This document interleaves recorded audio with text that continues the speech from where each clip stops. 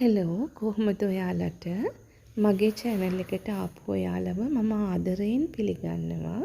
ඉතින් ඔයගොල්ලෝ තාම මගේ channel එක subscribe කරලා නැත්නම් subscribe කරන්න. ඊළඟම තියෙන bell icon එකත් click කරන්න.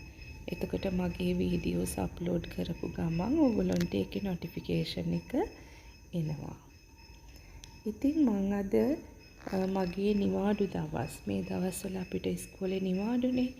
ඉතින් මම මගේ නිවාඩු දවස්වල දවසේ වෙලාව පොඩ්ඩක්වත් අපිට යන්නේ නැති වෙන්න දවස plan කරගන්න විදිහ ගැන පොඩි අදහසක් තමයි ඔයගොල්ලන්ට දෙන්න හිතුවේ. ඉතින් හැම ඇත්තම කියනවා නම් ඉතින් අපිට සමහර දවස් තියෙනවා හිතලා බලද්දි වැදගත් වැඩක් කරලම නෑ දවස නිකම්ම ගෙවිලා. උයන එක විතරමයි කරලා තියෙන්නේ. ඉතින් ඒ නිසා මේ නිවාඩු කාලේ මම කලින් දවසේ රෑම plan කරගන්නවා ඊළඟ දවසේදී මම දවසම ගෙදර ඉන්නවා නම්. හුඟක් වෙලාවට මම ගෙදරින් නිවාඩු කාලෙත් ක්ලාස් වලට යනවා. නමුත් ගෙදර ඉන්න දාට මම කොහොමද මේ දවස මොනවාද මම කරන්න ඕන කියලා මම ඒක රෑම plan කරගන්නවා. එතකොට පහුවදාට මට ලේසි මම කරන්න ඕන දේවල් කරන්න මම දවසේ වෙලාව ඉතුරු කරගන්න ඕනේ. ඉතින් ඒ නිසා තමයි මම පාන්දර නිවාඩු කාලේ කියලා බලන්නෙත් නැහැ. පාන්දර 5ට එලාම් එක තියලා ඒ වෙලාවට නැගිටිනවා. ඉතින් ඒ වෙලාව පාන්දර 5ට නැගිට්ටා කියන්නේ වෙලා සෑහෙන වෙලා වැඩක් ඒ උදේට කරගන්න පුළුවන්. කොහොමත් ඉස්කෝලේ යන දවස්වල සමහර දවස්වලට පාන්දර 3:00ට නැත්තම් කොහොමත් අනිවාර්යෙන් 4ට නැගිටිනවනේ. ඒ කියන්නේ 5ට නැගිටිනවා කියන එක එච්චරම ලොකු දෙයක් නෙමෙයි. ඉතින් එහෙම නැගිටලා මම කරන්නේ උදේට කෑම, දවල්ට කෑම ඒවා උදේම ලෑස්ති කරනවා. ඒවා හදනවා. එතකොට 7-8 වෙනකොට මගේ කුස්සියේ වැඩ ටික ඔක්කොම ඉවරයි. උයලා කුස්සිය අස් කරලා ඒවා ඔක්කොම ටික කරලා ඉවර කරන්න පුළුවන් 7:08 වෙනකොට. එතනින් පස්සේ හවස් වරුව වෙන කල්ම මට නිදහස තියෙනවා. නිදහසේ මම කරන්න plan කරගෙන ඉන්න දේවල් plan කරනවා කියන්නේ ගොඩක් වෙලාවට වත්තේ වැඩ. වත්ත සුද්ධ කරගන්න තියෙනවා, අලුතෙන් පැල හිටව ගන්න තියෙනවා, ඊට පස්සේ ඇඳුම් මහන ඒවා. එතකොට ඒ වගේ දේවල් වලට ගොඩක් කාලය ඕනේනේ. එතකොට ඒ නිසා ඒ දේවල් මම ඒ ඉතුරු වෙන කාලය බෙදාගෙන මම දවසට කරන්න හිතපු දේ මම කොහොම හරි ඉවර කරගන්නවා. ඉතින් මම ඔයගොල්ලන්ටත් කියන්න ආසයි. ඔයගොල්ලෝත් ඒ විදිහට ගෙදර ඉන්න අය නම් ඔයගොල්ලන්ට ගොඩාක් වෙලාව තියෙනවා වැඩ කරගන්න. ඉතින් මේ වගේ ගෙදර වැඩ කරන අතර ඔයගොල්ලන්ට වෙන දෙයක් මුදල් උපය ගන්න දෙයක්වත් අත්හදා බලන්න කාලය පොඩ්ඩක් වැය කරන්න පුළුවන්.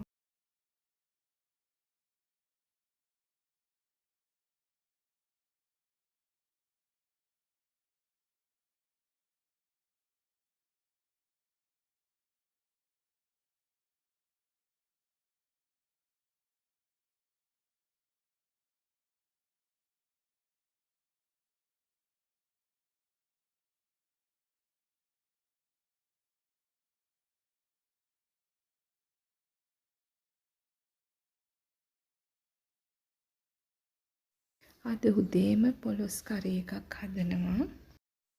ඒකට මම ගන්නේ කලින් තම්බලා ෆ්‍රීස් කරගත්තු පොලොස්. මම පොලොස් ගෙඩියක් ගෙනාවහම කොහොල්ලා කොහෙවත් වැදගන්නේ නැතුව කපන හැටි කියලා දෙන්නද? ඉතින් මම ඒක කරන්නේ මම ගේන පොලොස් ගෙඩිය පිටින්ම දානවා ප්‍රෙෂර් කුකර් එකට. ඒතර මංගාව තියෙනවා ලීටර් 5ක ප්‍රමාණයේ ප්‍රෙෂර් කුකර් එකක්. ඒකට දාන්න පුළුවන් සයිස් පොලොස් ගෙඩියක් තමයි මම අරන් ඉන්නේ. ඒක එහෙම දාලා වතුර දාලා මේක හොඳට තැම්බෙනවා.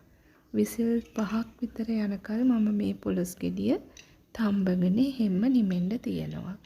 තියලා මේක එළියට ගත්තට පස්සේ පොලොස් කට්ට පොත්ත අතින් උනත් ගලවන්න පුළුවන්. ඒතර කිසිම කොහොල්ල වැදෙන්නේ ඒවා මුකුත් නැහැ. හරිය ලේසියෙන් පොලොස් ගෙඩිය සුද්ධ කරගන්න පුළුවන්.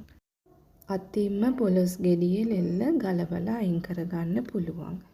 එහෙම කරගත්තට පස්සේ කෑලි කපා ගන්නවා. කෑලි කපලා මම ඒක මුළු ගෙඩියම දවසට උයන්නේ නැහනේ. මම සාමාන්‍යයෙන් ගෙඩි 2ක් විතර ගෙනාවොත් ඒ ඔක්කොම කපලා මම බෝතල් වලට දාගන්නවා. ඒකට බෝතල් වලට දාලා ෆ්‍රීසර් එකේ තියාගන්නවා. ඕන දවසට පොඩ්ඩක් කලින් ඒක එළියෙන් අරන් තියලා මේ විදිහට කිරි 3-5 ඒ අවශ්‍ය දේ දාලා ආයෙ හුයා ගන්න. ඒකත් මම ආයෙ ප්‍රෙෂර් කුකර් එකටම දාගන්නවා. එතකොට ඉක්මනට කරගන්න පුළුවන් නිසා. එතකොට පොලොස් ටික හොඳට තෙල් බේරෙන්න හොඳට තැම්බිලා ගන්න පුළුවන්. ගෑස් එකත් ඉතුරු වෙනවා.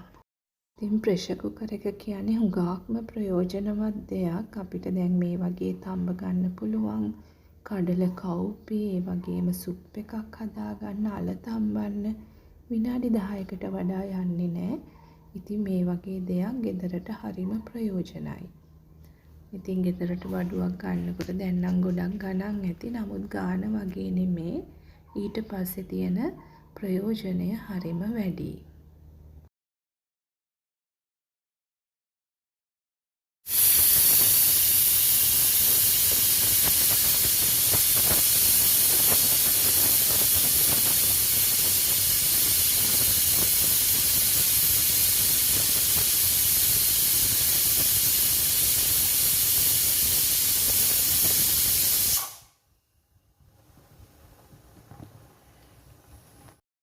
මම උදේම නැගිටිනවා කියන්නේ මෙයාත් නැගිටිනවා. ඉතින් දැන් මෙයාට එළියට යන්න රවුමක් ගිහින් එන්න දොර අරිනකල් තමයි බලාගෙන ඉන්නේ.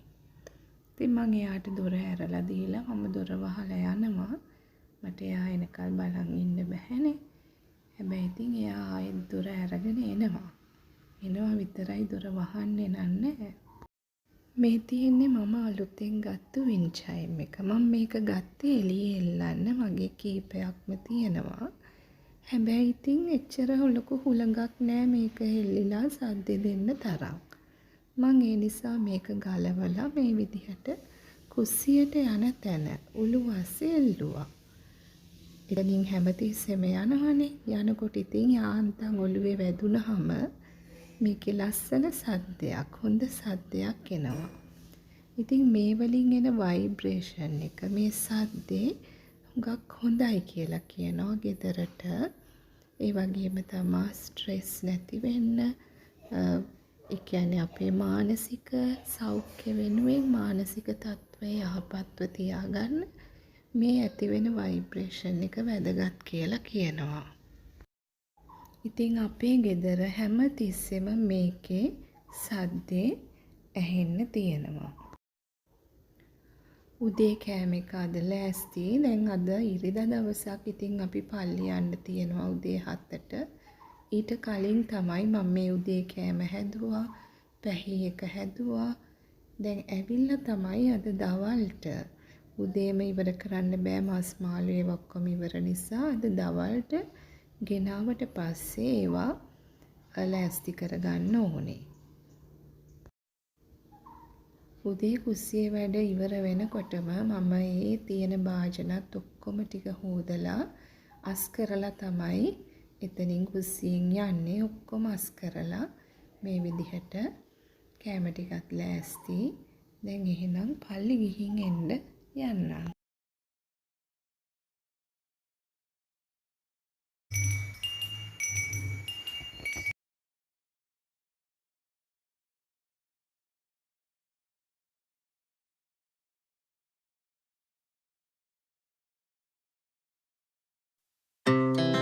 Our hearts beat to the city streets.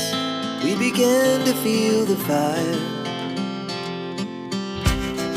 We rise like tall buildings as the chemicals they take us higher. The night's young and it's just begun as she puts her hand in mine. the night. Wanna dance to the light. Pull the stars from the sky, just two hearts running wild. Never sleep, never stop. As we shout from the top, we're gonna be two hearts running wild.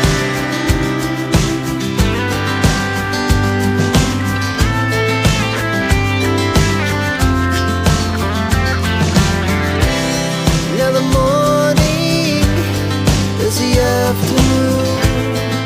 We lay awake in bed.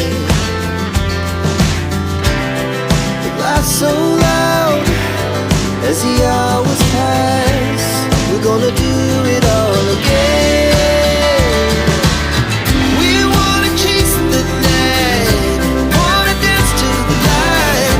Pull the stars from the sky, just two hearts running wild. Never sleep, never stop. As we shout from the top, we're gonna be. We're gonna be two hearts running wild.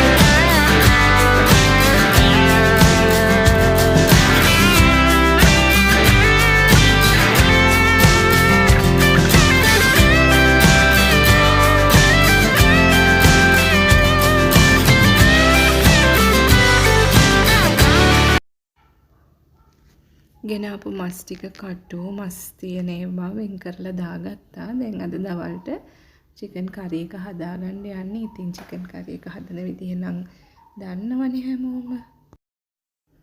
ගිය සතියේ ගෙනාපු මාළු මිරිස් වලින් ටිකක් ඉතුරු වෙලා තිබුණා. ඒකත් දැන් ඉවර කරන්න ඕන නිසා ඒකත් මස් එකටම දාලා හදාගන්නවා.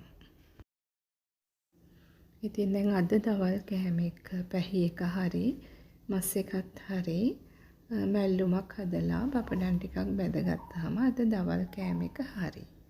ඉතින් ওই විදිහට තමයි මම දවල් වෙනකොට මගේ වැඩ ටික ඉවර කරන්නේ. කොහොමත් ඉරිදට පොඩ්ඩක් වෙලා යනවා. ඉරිදා පල්ලි ගිහිල්ලා බඩුත් අරගෙන එනකොට ටිකක් දවල් වෙනවා. ඒතර ඉරිදා දවස නිසා මේ විදිහට දවල් වෙනා උයන්න වුණා. එහෙම නැත්තම් මේ වෙලාව වෙනකොට මම මගේ වෙන කරන්න ඕන වැඩක තමයි යෙදිලා ඉන්නේ. ඉතින් මා හිතනවා ඔයගලන්ට මොනවා හරි පුංචි දෙයක් මගේ වචනකින් හරි ඔයගොල්ලෝ දැකපු දෙයකින් හරි අලුත් දෙයක් ඔයගලන්ටත් ලැබෙන්න ඇති කියලා. ඉතින් ස්තුතියි ඔයගොල්ලෝ මගේ channel එකත් එක්ක රැඳිලා ඉන්නවට. ඉතින් ඔයගොල්ලෝ තාම මගේ channel එක subscribe කරලා නැත්නම් subscribe කරන්න, bell icon එකත් click කරලා all button එකත් click කරන්න. එතකොට මගේ අලුතෙන් දාන වීඩියෝස් ඔයගලන්ට ඒකේ notification එක එයි. මම ආයෙත් ස්තුතිවන්ත වෙනවා. ඔයගලගේ යාළුවන්ටත් share කරන්න. ඉතින් ඔයගලගේ අදහස් comment එකක් විදිහට දාන්න. ඉතින් මම ඔයගලගේ අදහස් දැනගන්න, ඔයගලගේ කරන විදි ගැන දැනගන්න කැමති. ඒක අනිත් අයටත් උදව්වක් වෙයි. ඒ අතර මම ආයෙ මතක් කරන්න ඕනේ මේ අවුරුද්දේ 2024 අවුරුද්දේ මැයිවල O level විභාග කරන දරුවන්ට ඒගොල්ලන්ගේ pass papers මම සාකච්ඡා කරන වීඩියෝ ටිකක් ඉස්සරහට ගේන්න බලාපොරොත්තු වෙමින් ඉන්නවා. ඉතින් ඒ දරුවොත් මාත් එක්ක එකතු වෙන්න ඒගොල්ලන්ට මොන පාඩම්ද ආපහු කරන්න ඕනේ නම් මම ගොඩක් කරපු පාඩම් තියෙනවා. ඔයගොල්ලන්ට පුළුවන් මගේ ප්ලේලිස්ට් එකට ගිහිල්ලා බලා ගන්න. තවත් කරන්න ඕන පාඩම් තියෙනවා නම් ඉතින් ගොඩක් දෙනා ඒ පාඩම් වලට හොඳ කමෙන්ට්ස් තියෙනවා. ඒගොල්ලන්ට ඒක ප්‍රයෝජනවත් වුණා කියලා තියෙනවා. ඉතින් මේ වගේ වීඩියෝ වලට අමතරව මම සයන්ස් පාඩම් වලට අදාළ ප්‍රශ්න සාකච්ඡා කරන ඒවත් ඔයගොල්ලන්ට ඉතාම ඉක්මනින් ගේන්න බලාපොරොත්තු වෙනවා. ඉතින් ඔයගොල්ලෝ දන්න O level කරන දරුවන් ඉන්නවා නම් ඒගොල්ලන්ටත් මේක share කරන්න. ඉතින් මේ දවසේ අන්තිම වැඩේ. මෙයාගේ කෑම ටික දාලා ඉවර වුණාම මගේ වැඩ ටික දවල්ට ඉවරයි. ඊට පස්සේ ඉතින් හවස් වෙනකල් මගේ කරන්න තියෙන පොඩි වැඩ, ගෙදර වැඩ ටික තමයි මට කරගන්න තියෙන්නේ. ආයෙත් මේ වගේම වීඩියෝ එකකින් ඔයගොල්ලන්ව හම්බ වෙන්න එන්නම්. සතුටින් පරිස්සමින් ඉන්න. මම කියපු දේත් මතක තියාගන්න. දවස අර්ථවත්ව ගත කරන්න පුළුවන් විදිහට කලින් දවසේ ප්ලෑන් කරගන්න. ඉතින් ඔයගොල්ලන්ට ඔයගොල්ලන්ගේ වැඩ කටයුතු සාර්ථක වෙන්න කියලා ප්‍රාර්ථනා කරනවා. එහෙනම් මං ගිහින් එන්නම්.